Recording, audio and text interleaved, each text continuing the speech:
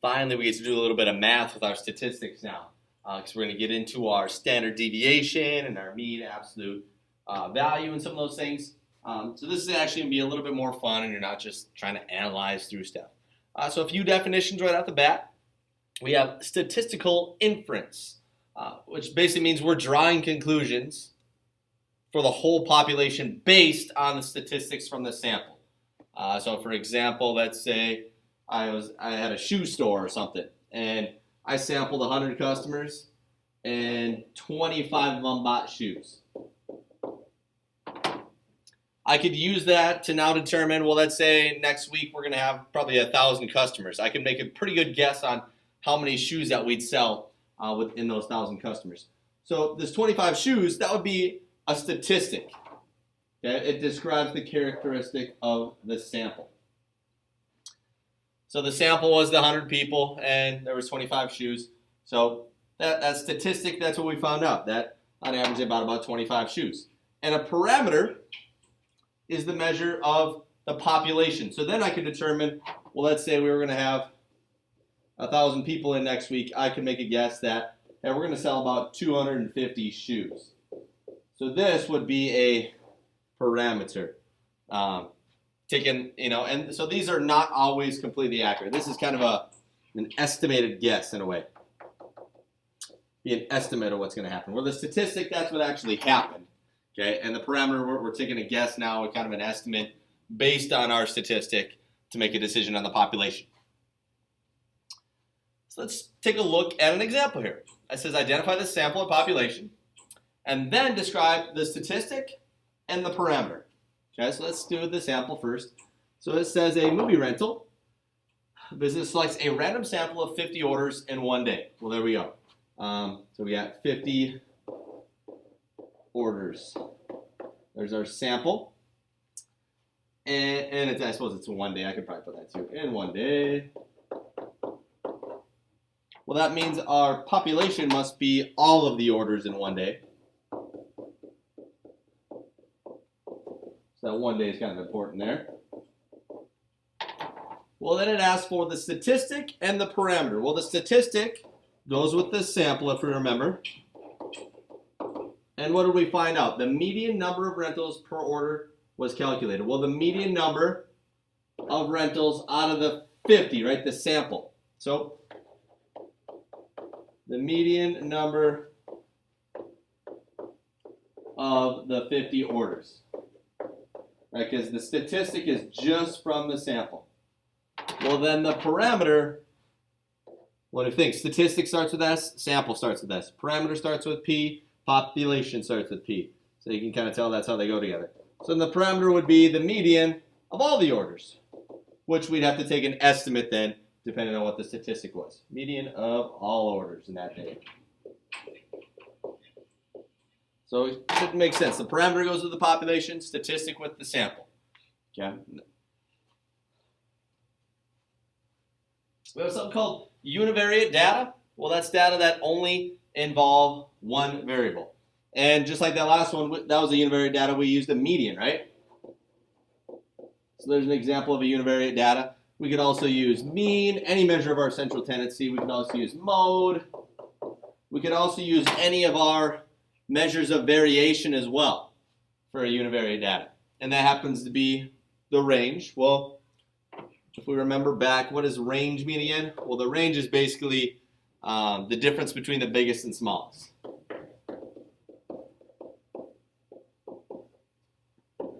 Of your data. Difference from big to small of data. Okay, another thing we could use is our quartiles. And if you think back to your box and whisker plots you made a few years back, your quartiles is basically dividing your data into fourths.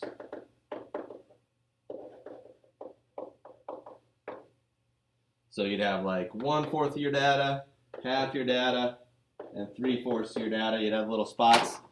And this 1/4 we would call the lower quartile. The halfway point is just our median, and the 3/4 point is our upper quartile, right? And they actually have values, right? The median's right in the middle, the lower quartile is the middle of the bottom half, and the upper quartile is the middle of the top half. We won't do those specifically. And lastly, the interquartile range, well, that's just the range of your two quartiles.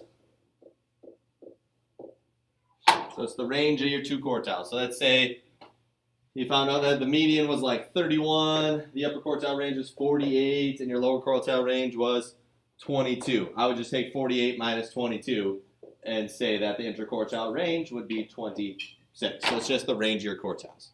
So any of those types of data are types of those measures of variation or measures of central tendency can be used. All right, something new here. We're going to find the mean absolute deviation. Well, think about the word deviation. The core of that is deviate. Like, do you deviate from the group? Like how far away you are from some group or something like that. So basically what it is, it's the average of the absolute values of the differences between the mean and each value in the data set. All right, it's pretty wordy. Let's kind of break it down. Let's talk about our steps to define that mean absolute value or the mean absolute deviation. So the first thing is we find the mean. And we're going to use a symbol for the mean now. We're going to put X with a bar over top. That's going to stand for the mean. So we start by finding the mean. And then we take each value and we subtract it by the mean. We subtract it by the mean. Then we take the absolute value of that number that we get and then add them all together. And then once you add them all together, you basically find the mean of it. You divide that sum by the number of values. And that's how you find your mean absolute deviation. So if you think through it, mean, we're basically going to find the average of some numbers, and we're going to take the absolute value of some numbers. Maybe that's kind of your quick hint. So you always start by finding the mean, subtract the value by the mean, take the absolute value, add them all together, and divide by how many there are. Okay, so let's give it a shot here. It says the rescue agency records the number of pets adopted each month. And here's our numbers, and it says find the mean absolute deviation. So first we got to find the mean. So that means we got to add them all together. So 14 plus 18 plus 12 plus 17 plus 15 plus 20. Divided by how many we got? 2, 4, 6. And be careful when you put this in a calculator. Either put all the ones up top in first and hit equals and then divide by 6, or put parentheses around it. Otherwise it's going to screw it up. And it should make sense. I get an average of 16. So I got average equals 16. So it should make sense. So just be careful with that. And then our second step was to subtract the average from each value. So I'm going to take 14 minus the average. I'm going to take 18 minus the average. I'm just taking 14 minus the average, 18 minus the average, 12 minus the average, 17 minus the average, 15 minus the average, and 20 minus the average. And what do I do with all those? I find the absolute value of them. So I put my bars there for the absolute value. And then we find the mean of all those numbers. So I add them together and divide by how many there are. Well, we end up, it's still the same number. We're dividing by 6 in the end. So to find this, well, I'll just do the first one. So 14 minus 16, that's a -2, and the absolute value of -2 is 2. So it's just the positive version of everything, right? Because 18 minus 16 is 2. The absolute value of 2 is 2. 12 minus 16 is -4. So the absolute value of -4 is 4. So 17 minus 16 is 1. Absolute value is 1. 15 minus 16, -1. The absolute value is 1. And 20 minus 16 is 4. The absolute value of that is 4. And we got to divide that all by 6.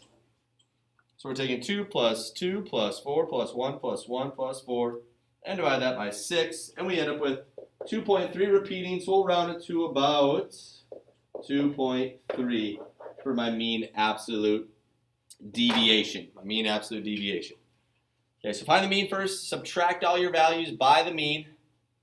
Absolute value. Add them together. Divide by how many there are. So once you do one, you get used to it. Okay, standard deviation is fairly similar to that, but instead of the absolute value, we're going to square the data. We're going to talk about that in a second. But what the standard deviation means, we use this little sigma symbol, the Greek letter sigma. And it's just drawn, you kind of start with a line and then circle it up just like that. It's the calculated value that shows how the data deviates from the mean. So basically, if you have a small standard deviation, that means your data is close to the mean. If you have a big standard deviation, that means your data is more spread out. It's further away from the mean, how it deviates from that mean. Okay, so same steps. You find the mean, right? You subtract all those means from the values. That's what it's saying here. But now we take the square instead of the absolute value. And then you still add them up and divide by how many there are. But that only gives you what we call the variance. And what we have to do to the variance is take the square root of the variance to find the standard deviation. So we take the square root of the variance to find the standard deviation. So that means the variance is really the square of the standard deviation. So if the standard deviation, which is sigma, that means variance must be sigma squared. Okay, the variance is sigma squared. That's an ugly sigma. It almost looks like a bent 6 there, right? So you take the square root of the variance to find the standard deviation. And there's actually a method to do this on our calculator, and we'll talk through that in class tomorrow. But we're going to go through it actually by showing the work right away. So here we go. It says find the mean, variance, and standard deviation of the following data. So first things first, you got to find the mean. So you got to add them all together. So 5 plus 7 plus 8 plus 14 plus 16. And divide by a total of 5, because there's 5 of them. So the mean would be 10. Well, then we start the same way. We subtract them all from the mean. So 5 minus 10, 7 minus 10, 8 minus 10, 14 minus 10, 16 minus 10. But instead of taking the absolute value, we're squaring them this time. Square, square, square, square, square. And the same thing, we add them all together because we're really going to find the average of all these squares and divide by 5 because we have 5 total numbers. So this will get us what? The variance. So I'm going to put that little symbol up. Variance, which is the standard deviation squared.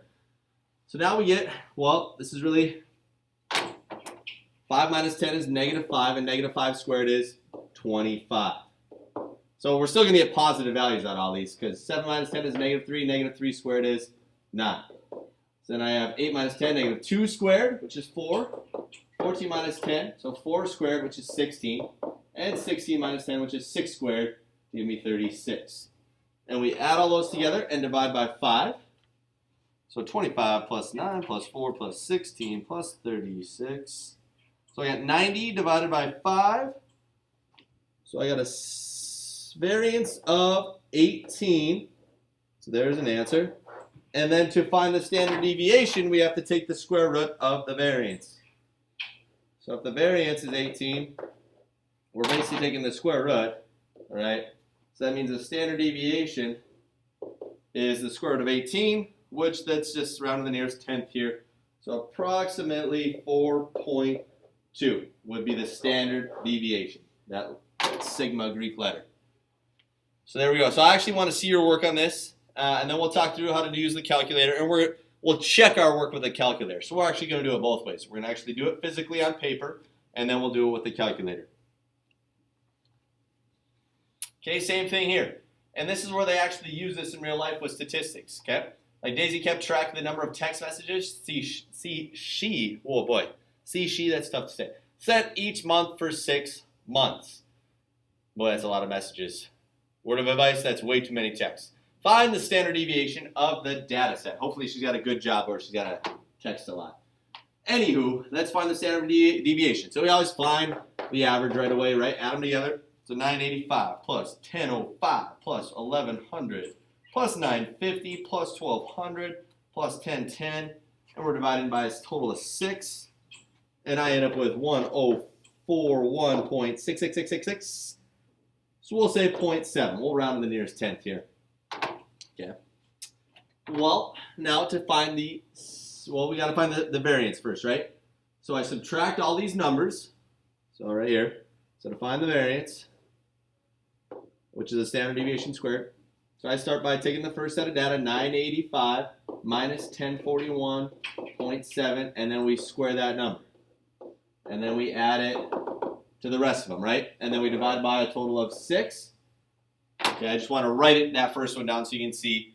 But I'm just going to type this all in at once. Okay, so be careful. If you need help how to type this in your calculator, ask me. And when I go through all the work, I end up with a variance of about 11,634.59, somewhere in there. Some of you might be just a little bit different depending on where you rounded your mean right away. And then to find the standard deviation, we take the square root. So the standard deviation would be about 84.1, it looks like. 84.1. So that means my data's spread out a little bit more than away from the mean than it was in the last problem, right? And if I look at my data, that makes sense. I got some values that are quite a bit away from the 1041. And there's not a lot of data, so it ends up getting a bigger standard deviation. All right, so getting a little bit more in depth with our statistics.